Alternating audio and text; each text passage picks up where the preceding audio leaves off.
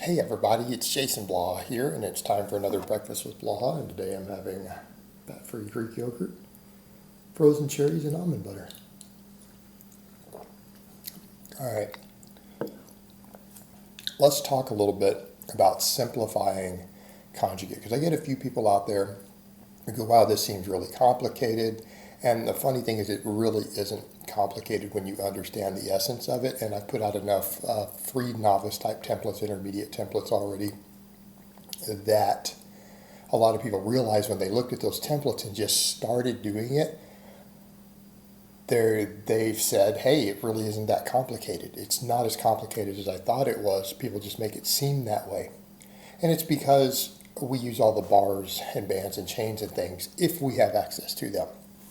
But in essence, conjugate training takes 4 different training modalities and we combine them together every week. So it's a concurrent periodization model, meaning it's not block work. We don't separate things into phases, which actually in some ways makes it less complicated, because we don't have strength phases, peaking phases, accumulation phases, hypertrophy phases. We don't have any of this stuff. We just do all of it together every week. And the 4 things that we train are max effort, which means 1 rep max or training maxes, right? A heavy rep. We do dynamic effort work, which is basically compensatory acceleration, which again, we're exploding as hard as we can for low reps with a large number of sets with short breaks. Okay, so what does that mean? It could mean 9 sets of 3 reps done 1 minute apart, as fast as you can with a moderately light weight. Right? Something, depending on if you're using bands or chains or not, something in the 60 to 70% range. If you're using bands or chains, maybe the lockout might be as much as 75 or 80% of your max.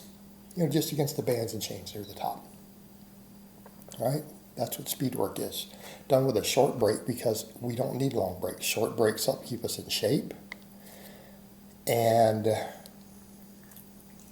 again, since they're not limit sets, we don't lose performance with short breaks. Otherwise, we'd be in the gym all day. All right, if you're taking 3-minute breaks between squat sets, you're going to be in the gym too long. If you're doing 12 sets, all right, because you got to do other work after. We do repetition effort, which is hypertrophy work, which most people would think of as just regular hypertrophy work. Some people will call it bodybuilding work, to where you just come in and do a bunch of basically pump work. Oftentimes done to failure or close to failure, sometimes with big movements, sometimes with small movements, to hypertrophy everything. And then GPP, which stands for General Physical Preparedness, which just means conditioning work. So how do we put all this together? Why is it simple? Because it's a 4-day upper-lower split. It's how most conjugate works. We have, in other words, a heavy day, a max day, and a speed day separately for the upper and lower, so that those systems recover. So how does this work? You come in and you test a 1 rep max on your upper day, usually some sort of press, almost always some sort of press. And then on the lower day, you come in and do what? A squat, a deadlift, or a good morning. Do a 1 rep max. People will complicate that and say, well, how do you figure out how to get to a max? How do you figure out what your max is? You don't. You walk in and just ramp. You walk in and you start doing singles and just keep adding weight until it gets heavy. You know when you get to a 1 rep max, or you know when you get above 90%. You know when that weight starts to get heavy. You just add weight and do another single until it gets heavy. That's it. You don't even need a game plan. You don't even need to know what lift you're doing, as long as it's not the lift you've done recently. Novice lifters, I don't let them do the same lift more than once every 4 weeks. Intermediates, maybe 8. Advanced lifters, 12. Right? Just do a random lift. That's where all the bands, chains, and bars come in handy. You can change grips, you can change stance widths, you can change box heights, you can pull from a deficit, pull off blocks, whatever you need to do to give yourself a different variation of the lift. The speed work. I put out free templates for all that all the time. We do that on their own days also, right? So we have a speed upper and a speed lower day. The whole point of the speed work is to, again, teach you to exert maximum force. And we do so in a way that's easy to recover from. Because again, let's say you're doing, 60% of your bench press for 9 triples with a minute apart. If you're exploding as hard and as fast as you can with 60%, you'll hit upper threshold fibers. You'll get a lot of practice setting up the bench. Like all of our practice comes from the speed work. That's why we don't need to worry about maxing on the specific lifts, because we're practicing setups of similar exercises anyways. You're practicing a bench of some type. You're practicing a box squat. So you're used to getting into that position. You're practicing speed squats that way with up to 12 sets. We get practice, lots of first reps. It's easy to recover from. When you're doing speed work, if you're not in shape, it's very, very hard. Your conditioning and your GPP isn't high, it will be the hardest thing that you do. It really will be, especially with the short breaks. But we have to have the short breaks, otherwise you're going to take 4 hours to do a workout. Because we have to do all the hypertrophy work on the backside of both of these days, right? Especially lower days, right? Because we squat and deadlift on both. 4 high sets. All right. So that covers the main template of the conjugate of the maxes and the speed work. What do you do with the rest of the workouts? Well, you come in and do hypertrophy. How much? Follow the basic guidelines I've given people. I've given people tons of evidence-based information to the amount of weekly training volumes you should do to maximize hypertrophy.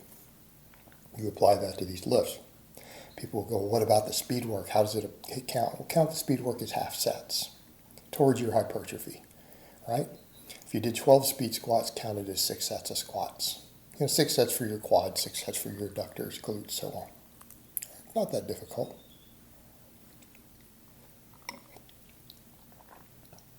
You come in and do a bunch of hypertrophy work. You guys see what I do. I put vlogs up of all my training. Come in and build all your muscles up with an emphasis on your weakest links. But isn't that what you would do on any other training system? You go to the gym just to get big. You're going to come in and try to hypertrophy every muscle in your body with an emphasis on a little more volume towards your weak links. In this case, our weak links are oftentimes what's making us weak on our bigger lifts. And then we do general physical preparedness, which is conditioning work. People say, how much? I don't know, how much can you handle? I have lifters who don't really do any because they don't have time. I wish they had more free time. They don't. But a lot of times you can come in and do it at the end of a workout. If you're cramped for time, you can come and do GPP after you train. What do you mean GPP? Conditioning work. Dragging a sled, pushing a prowler, weighted carries, kettlebell swings, barbell complexes, right? Stuff that we do high intensity, resistance-based cardio. It gets us into shape. And a lot of times it carries over to our bigger lifts and helps us get stronger, right? Weighted carries can help grip. Sled drags can help build up your quads. So on and so forth.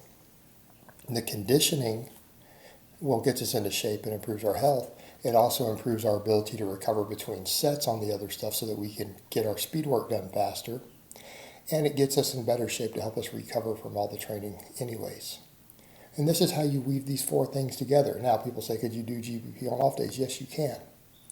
If you've built up your conditioning, you can do it often. I do it almost every day. Me personally. Not a lot of it because it's for short bursts. It's only like 10 minutes. But I try to do it every day. But I've built up to that. And that's it. That's how you put Conjugate together in its most simple form. All right, guys, but that's really all I have to say on that today. I hope it's been informative, and I will talk to you guys next time.